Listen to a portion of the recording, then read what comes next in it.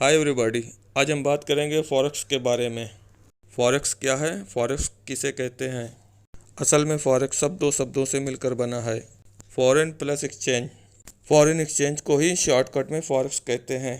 अब आपको forex word का थोड़ा मतलब समझ में आ गया होगा। फॉरेक्स को पूरा समझने के लिए फॉरेन एक्सचेंज को पूरा समझना ज़रूरी है। आप ऐसा समझें कि जब दो देशों की अलग अलग करेंसी को आपस में अदला बदली की जाती है तो उसे फॉरेन एक्सचेंज कहते हैं, और इसी अदला बदली को हम फॉरेक्स भी कहते हैं। जैसे आप इंडिया से कहीं विदेश घूमने जा रहे हैं या बिजनेस करने जा रहे हैं तो आपको वहाँ की करेंसी की ज़रूरत पड़ेगी, क्योंकि आपके पास अभी इंडियन रुपए हैं या इंडियन करेंसी है। इसलिए आपको अपने इंडियन रुपए को उस देश की करेंसी में कन्वर्ट करना पड़ेगा या बदलना पड़ेगा। लेकिन आप जहां जा रहे हैं वहां इंडियन रुपए तो चलेगा नहीं, उस देश में उसी देश की करेंसी चलेगी। जब आप अपनी करेंसी या रुपए को वहां की करेंसी में बदलते हैं तो उसे फॉरेन एक्सचेंज या करेंसी एक्सचेंज कहते हैं। दोनों देशों की करेंसी में कुछ फर्क होता है। जैसे हम इंडियन रुपए को अगर अमेरिकन डॉलर में बदलते हैं तो हमें इंडियन रुपए देने पड़ेंगे और हमें अमेरिकन डॉलर मिल जाएगा। अब सवाल आता है कि हमें $1 के बदले कितने इंडियन रुपए देने पड़ेंगे। इसके बारे में हम आपको आगे किसी और वीडियो में बताएंगे। अभी हम फॉरेन एक्सचेंज के बारे में बात करते हैं। वर्ल्ड के सभी देशों में एक फॉरेन एक्सचेंज होता है। इसका कोई एक देश मालिक नहीं होता। ये कंप्यूटर के द्वारा लेन देन के हिसाब से चलता है। इस करेंसी एक्सचेंज में होने वाले सभी तरह के लेन देन पर नज़र रखने और सही तरह से चलाने के लिए वर्ल्ड के बहुत से देशों का अपना एक सरकारी विभाग होता है। उसके अपने रूल और फॉर्मेट होते हैं। इन विभागों को अलग अलग देशों में अलग अलग नामों से जाना जाता है। लेकिन कुछ देशों में बिना रूल के ही लेन देन होते हैं और कुछ देशों में ये स्टॉक एक्सचेंज के माध्यम से लेन देन किया जाता है। जिन देशों में विभाग बना हुआ है उन देशों में वहाँ के रूल के हिसाब से ही लेन देन किया जाता है।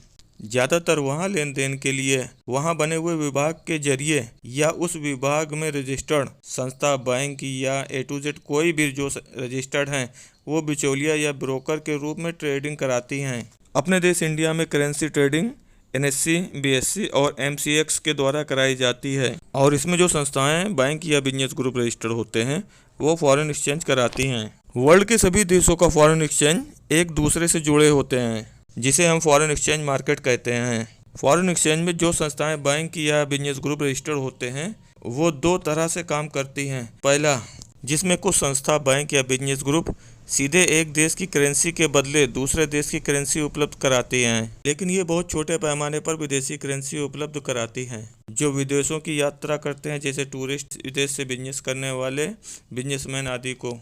इसी सेगमेंट में ही आप स्पॉट ट्रेडिंग करते हैं। स्पॉट ट्रेडिंग के बारे में हम आने वाली वीडियो में बताएंगे। दूसरा, इसमें कुछ संस्था, बैंक या बिजनेस ग्रुप सीधे एक देश की करेंसी के बदले दूसरे देश की करेंसी उपलब्ध नहीं कराती, बल्कि एक देश की करेंसी से किसी दूसरे देश की करेंसी के बीच में जो उतार चढ़ाव होता है उसी के बीच के हिस्से का व्यापार या ट्रेड कराती हैं। इसमें एक देश की करेंसी के बदले दूसरे देश की करेंसी नहीं मिलती, बल्कि आपके द्वारा खरीदे या बेचे हुए लॉट या पिप से होने वाले प्रॉफिट आपके अकाउंट में जमा कर देती है। अगर लॉस होता है तो उसी अकाउंट से काट लेती है।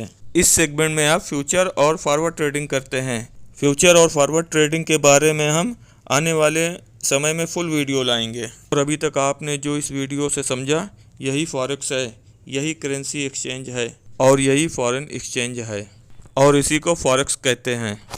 अगर आप करेंसी मार्केट या स्टॉक मार्केट में ट्रेड करना चाहते हैं या कर रहे हैं तो हमारे इस चैनल को सब्सक्राइब करें, क्योंकि करेंसी और बिजनेस से जुड़ी हुई ज़रूरी जानकारियां हम आपको उपलब्ध कराते रहेंगे।